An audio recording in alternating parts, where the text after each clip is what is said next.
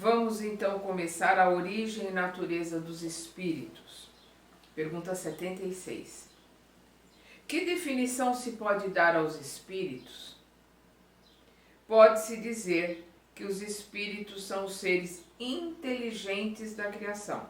Eles povoam o universo fora do mundo material.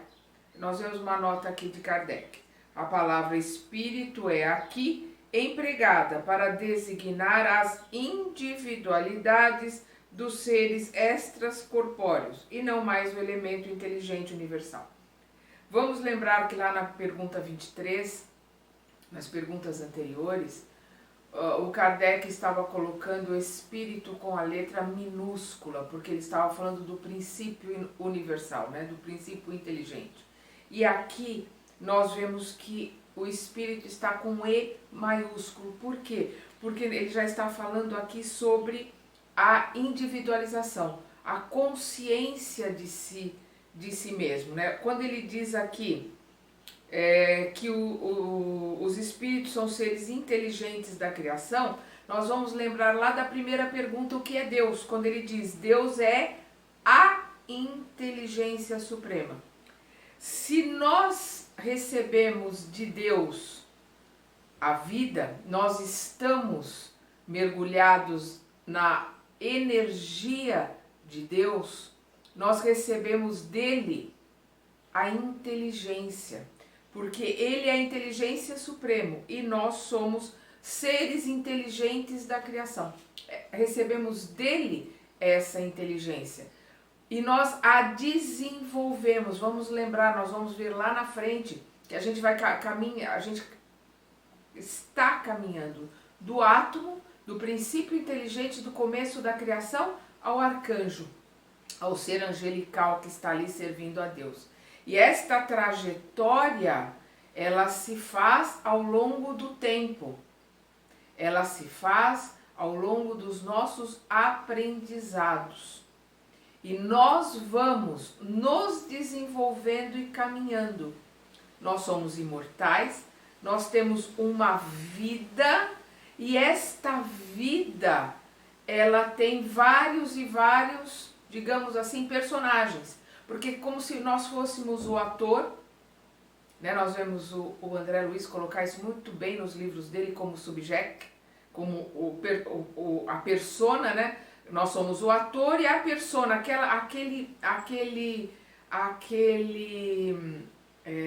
personagem que nós estamos representando, ele tem um tempo curto de duração. E a cada personagem nós vamos aprendendo, vamos nos melhorando e vamos crescendo.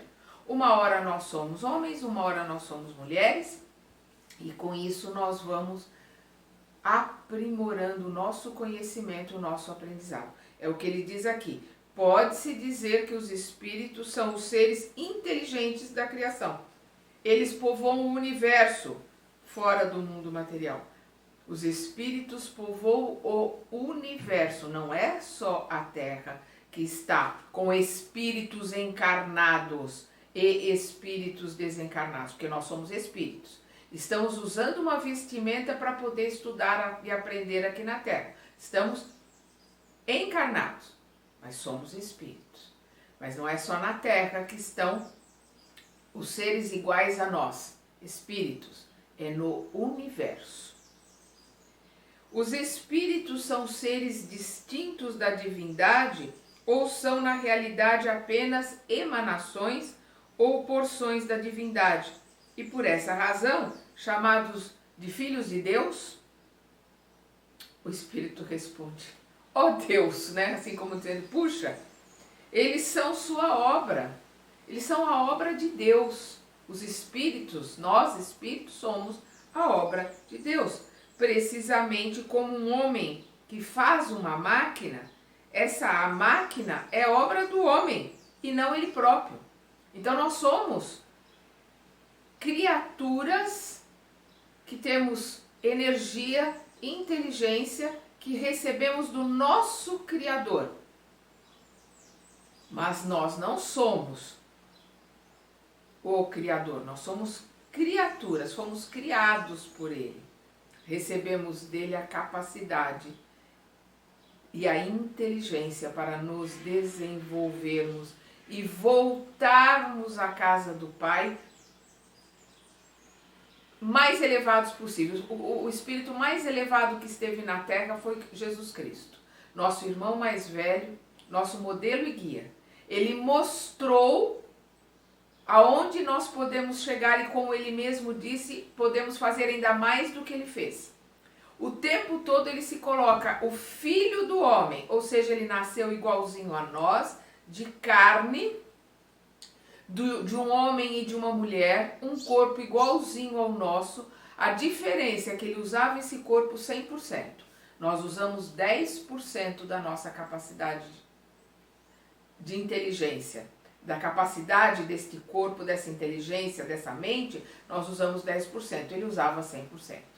E ele mostrou aonde nós vamos chegar.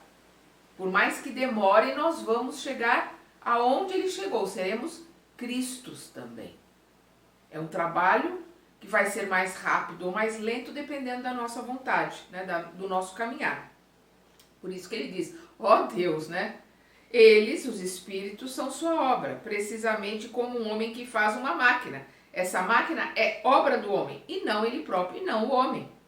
Sabes que quando o homem faz uma coisa bela e útil, ele a chama de seu filho, sua criação. Pois bem, o mesmo se dá em relação a Deus. Somos seus filhos, pois somos obra dele.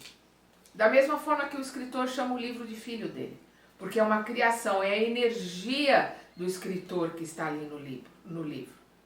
E o livro não é a semelhança do escritor, não, ele é matéria, papel, mas o escritor vai colocar aquele livro pela importância dele como seu filho. É isso que ele está querendo, os espíritos estão querendo nos exemplificar aqui, explicando para Kardec. Os espíritos tiveram um princípio, ou assim como Deus existem desde sempre? Resposta, né? Se os espíritos não tivessem tido um princípio, seriam iguais a Deus, mas são sua criação. Somos criação de Deus e submetidos à sua vontade. Estamos todos nós, espíritos, encarnados ou não, submetidos à vontade de Deus. Deus existe desde sempre, isso é incontestável. Porém, quando e como ele nos criou, não o sabemos. É um espírito superior. Os espíritos superiores que estavam orientando Kardec colocam. Porém, quando e como ele nos criou, não o sabemos.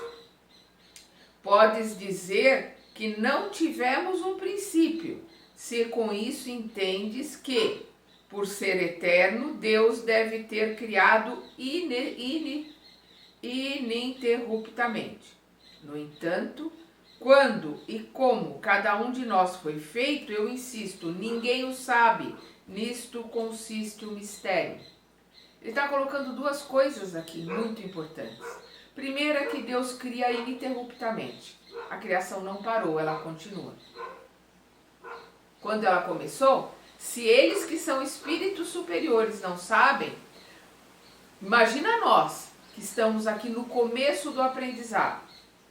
E a gente vê elucubrações, a gente vê livros, vê colocações, né, que estão ali querendo imaginar como, de que forma. Se os espíritos superiores estão colocando que nisso consiste o mistério, nós ainda não temos condições e capacidade para entendermos como é que foi feito e como é que se processa essa criação. Mas é muito importante a gente entender que o começo desta criação, ela começa num planeta primitivo, continua num planeta de provas e expiações, que é só o segundo degrau. Aí depois vai para um planeta de regeneração. O que é o planeta de regeneração? Ele é intermediário entre o provas e expiações e um planeta ditoso, um planeta feliz. E aí depois do planeta feliz nós nem sabemos mais o que, não tem essa informação dos próximos, mas que eles existem, eles existem. Nós começamos como humanos no planeta primitivo? Não, nós começamos como átomo. Nós começamos, como diz sabiamente, eu vou repetir, por isso que a gente tem que ler A Caminho da Luz antes de lermos esse livro até, mas é muito importante que se leia Caminho da Luz de Emmanuel para a gente entender o princípio da criação. E nós vamos ver, o Emmanuel coloca sabiamente que a gente dorme, o princípio, quando a gente fala a gente, não o espírito humanizado, individualizado, não, o princípio inteligente, porque nós somos criados numa mônada, num átomo, com um princípio inteligente. Esse princípio inteligente dorme no mineral, sonha no vegetal, porque no vegetal já está começando a se desenvolver, buscar a luz, buscar se alimentar, buscar as raízes para buscar água e buscar alimento. Então a gente começa o princípio inteligente ali a aprender mais e a dormir, como diz, está sonhando, como diz Emmanuel, no vegetal. Caminha no animal. Já tem a individualidade no animal, mas não tem a consciência desta individualidade. E desperta como individualidade consciente, criação de Deus no humano. E vai passar por todos os processos, né? No primitivo, como nós vemos lá no homem de Neandertal, depois no sapiens, e vai indo e vai caminhando. O corpo físico, a matéria, vai se desenvolvendo e se aprimorando, enquanto que o espírito também vai se desenvolvendo e se aprimorando. É um caminhar, é um desenvolvimento. Matéria, espírito. Melhor dizendo, planeta, o planeta é um ser vivo que está se desenvolvendo, matéria está se desenvolvendo e se aprimorando ao longo do tempo, e o espírito também vai se aprimorando ao longo do tempo, até que esse espírito não precise mais vir num planeta tão primitivo como é a Terra, mas vai precisar continuar encarnando em outros planetas para continuar o seu desenvolvimento. Visto que há dois elementos gerais no universo, o elemento inteligente e o elemento material, poderíamos dizer que os espíritos são formados pelo elemento inteligente, da mesma forma que os corpos inertes são formados pelo elemento material? O espírito responde, é evidente, está claro, está claro.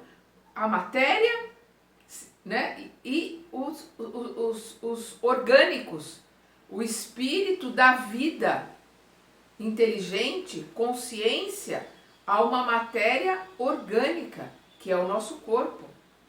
Um corpo sem o espírito, ele pura e simplesmente morre. Porque a hora que o espírito se desliga do corpo, as máquinas podem até deixar o coração funcionando, mas não há mais vida ali. Porque na hora que se desliga o comando, cérebro perispiritual, que é onde tem o pensamento, é onde tem a ideia, que comanda a máquina, que é o cérebro material, a hora que se desliga, o cérebro não funciona mais, não tem mais vida. Vamos continuar. Ele coloca aqui, é evidente, os espíritos são a individualização do princípio inteligente, assim como os corpos são a individualização do princípio material. A época e o modo desta formação é que são desconhecidos. Quando começou tudo isso é que é desconhecido, mas o espírito é a individualização do princípio inteligente. Nós vamos estudar isso mais aprofundadamente na questão 607. A gente já viu um pouco na 23 e na 27, mas nós vamos entender. Os espíritos são a individualização do princípio inteligente. O que é a individualização do princípio inteligente? É a tomada de consciência. No animal existe a individualização? Existe, mas não tem a consciência. O aprendizado é coletivo, é de uma raça, de uma espécie. A individualização mesmo consciente se dá na mudança do animal para o hominal. E isto não acontece no nosso planeta. Isto acontece no plano espiritual e em outros planetas. Nós vamos ver, inclusive, isso mais lá na frente também. Me fugiu agora o número das perguntas, mas nós vamos ver lá na frente essa explicação de que essa mudança acontece em outros orbes. E quando o homem encarna pela primeira vez como hominal na Terra, ele já se desenvolveu em parte em outros planetas. Por isso que não vai se achar o elo perdido de Darwin, né? A criação dos espíritos é permanente ou só ocorreu na origem dos tempos? Ela é permanente, o que quer dizer que Deus nunca parou de criar. Isso é importante da gente entender. Perdão.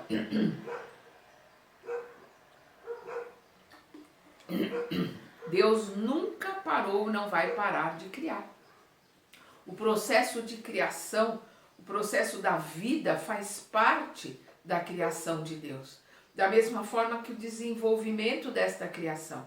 Então nós vamos estudar lá no Big Bang que tudo começou ali numa explosão de energia, que esta energia começou a se espalhar, essa energia começou a se desenvolver, caminhando e se desenvolvendo, formando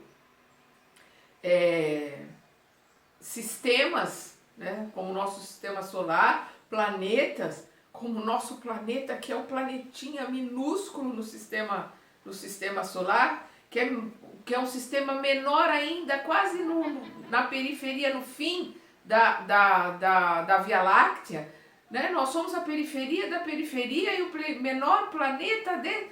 Nós somos um grãozinho de areia em tudo isso. O nosso orgulho, a nossa soberba faz parte do nosso ego, da nossa ilusão, da nossa ignorância. Então vamos continuar aqui, que nós vamos nos aprofundar nas perguntas mais lá na frente. A criação dos espíritos é permanente ou só ocorreu na origem dos tempos? Ela é permanente, o que quer dizer que Deus nunca parou de criar. Os espíritos se formam espontaneamente ou se originam um dos outros? Deus os criou, assim como todas as outras criaturas, por sua vontade, pela vontade de Deus. Mas, mais uma vez, sua origem é um mistério. Ele está repetindo o tempo todo que eles, espíritos superiores, porque vamos lembrar que é a egrégora do espírito de verdade que está orientando a Kardec, que está respondendo às perguntas que Kardec faz. Se os espíritos superiores não sabem, é porque essas respostas e esse conhecimento está em planos muito elevados. Quando chegarmos lá, vamos ter respostas para isso.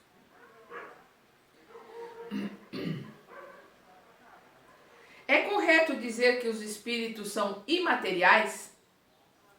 Como se pode definir uma coisa quando faltam termos de comparação e com uma linguagem suficiente? Nós vamos ver isso muitas vezes ao longo desse livro. A linguagem insuficiente, a falta de comparação, a falta de formas desses espíritos poderem explicar algo que para nós é desconhecido. Nós não temos nem comparações, nem uma linguagem que facilite a eles essa explicação. E eles continuam. Um cego de nascença pode definir a luz? Imaterial não é a palavra adequada. Incorpóreo seria mais exato, pois deves compreender que, por ser uma criação, o espírito deve ser alguma coisa.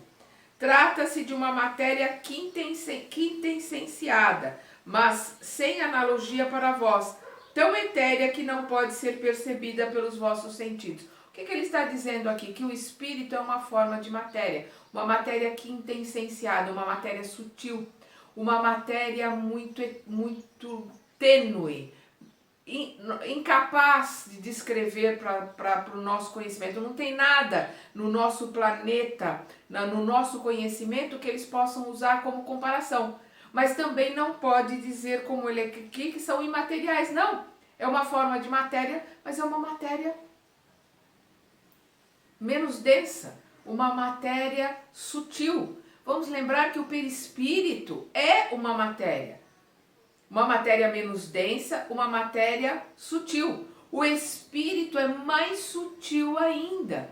Vamos lembrar que o Kardec juntou todos os nossos corpos e colocou o nome de perispírito para ficar mais fácil. Mas nós temos vários corpos, vários níveis de conhecimento. O espírito comanda todos esses corpos.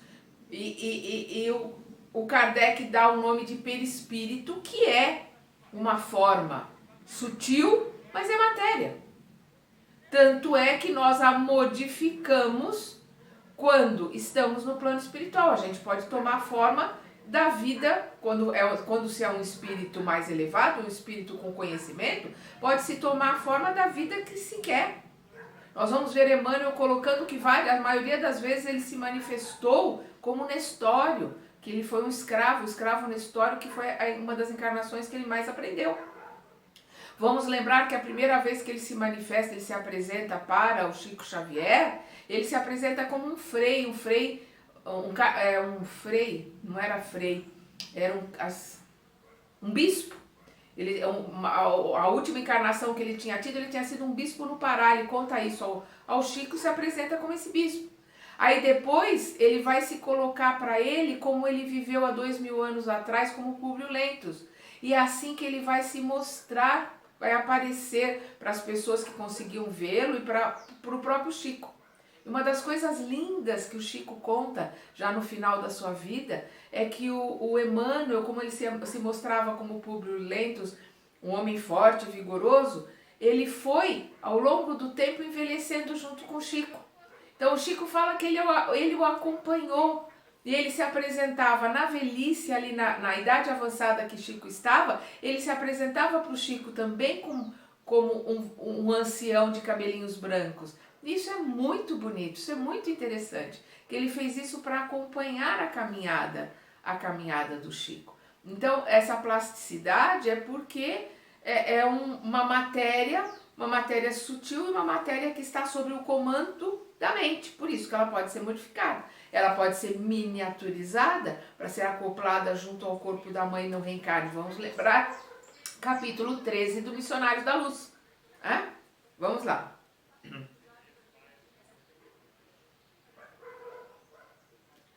É correto, vou repetir, dizer que os espíritos são imateriais? Como se pode definir uma coisa quando faltam termos de comparação e com uma linguagem insuficiente? Um cego de nascença pode definir a luz?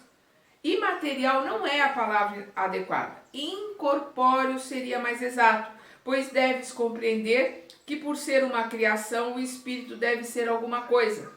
Trata-se de uma matéria quintessenciada, mas sem analogia para vós, tão etérea que não pode ser percebida pelos vossos sentidos. Tem uma nota do Kardec aqui.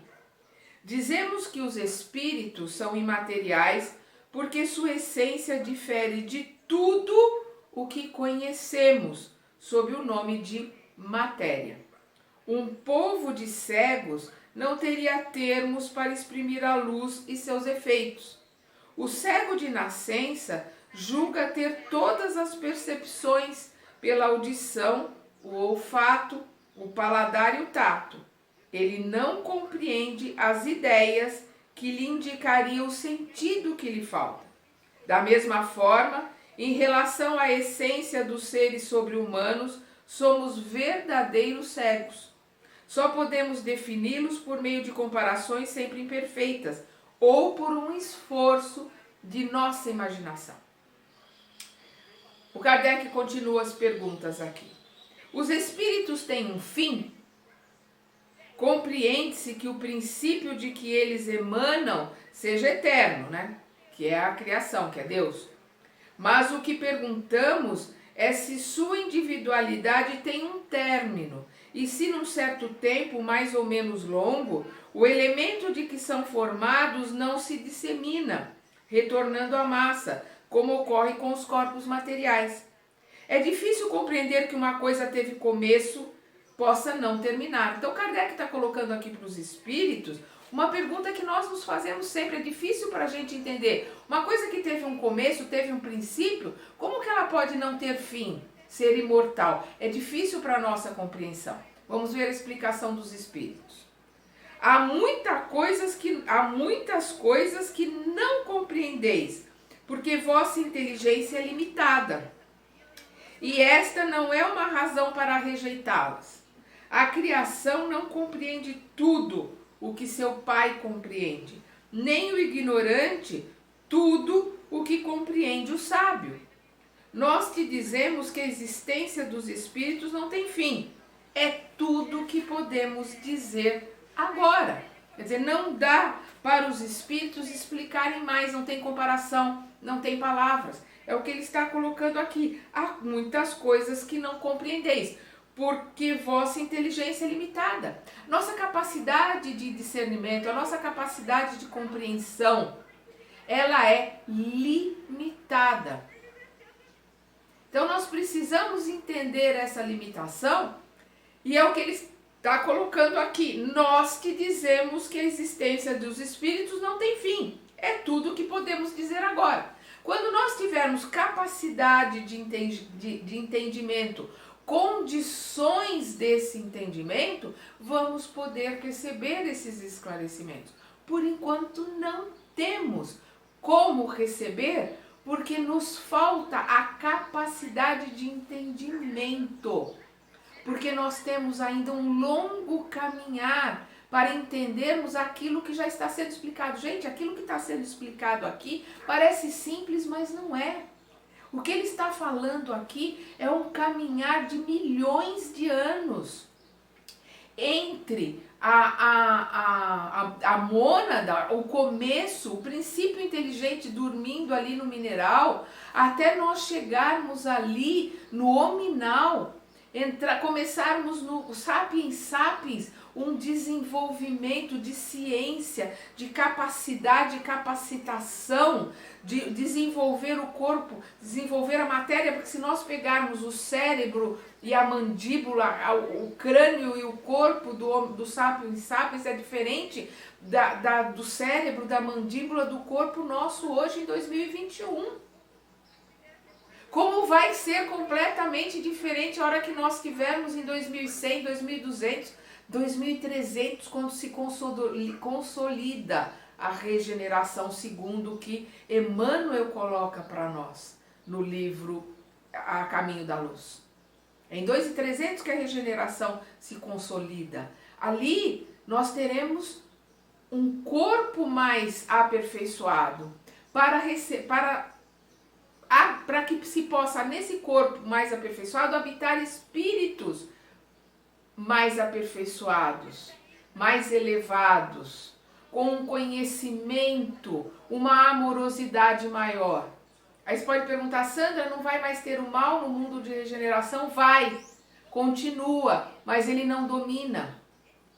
No mundo de regeneração não vão ter essas expiações terríveis que a gente vê aqui, seres humanos sofrendo, passando por dores, passando por situações horríveis.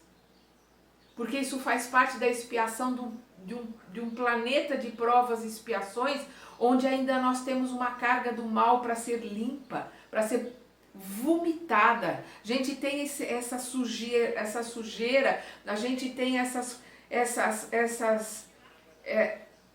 esses ranços, esse lodo, esse pântano dentro de nós, que nós mesmos criamos e fizemos através dos tempos, através de outras encarnações, que a gente tem que vomitar. A gente tem que botar para fora, começar a limpar.